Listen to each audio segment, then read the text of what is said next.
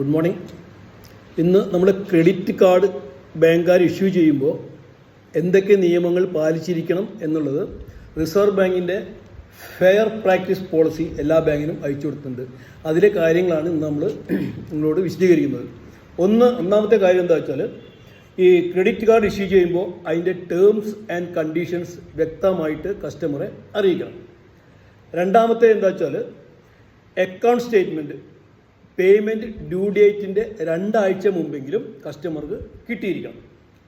പിന്നെ credit card customer സമ്മതം കൂടാതെ ഇൻട്രസ്റ്റ് റേറ്റ് വസൂൽ ചെയ്യാൻ പാടില്ല. അതായത് ഇൻട്രസ്റ്റ് റേറ്റ് എത്രയാണെന്നൊക്കെ നേരത്തെ അവരെ അറിയിച്ചിരിക്കണം എന്നർത്ഥം. അവർക്ക് തോന്നിയ പോലെ ഇൻട്രസ്റ്റ് റേറ്റ് ചാർജ് ചെയ്യാൻ പാടില്ല.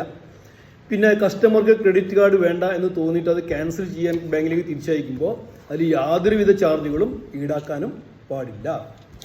അതാണ് കണ്ടീഷൻ. അതിൻ്റെ അടുത്ത കണ്ടീഷൻ എന്താ വെച്ചാൽ,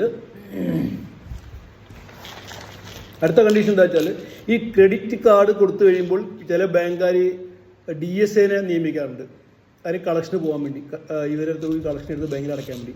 ആ DSAയുടെ വിവരങ്ങൾ ബാങ്കിൻ്റെ വെബ്സൈറ്റിൽ ഉണ്ടായിരിക്കണം. കസ്റ്റമർ ആവശ്യപ്പെട്ടാൽ അവർ ഡീറ്റെയിൽസ് കൊടുക്കുകയും ചെയ്യണം.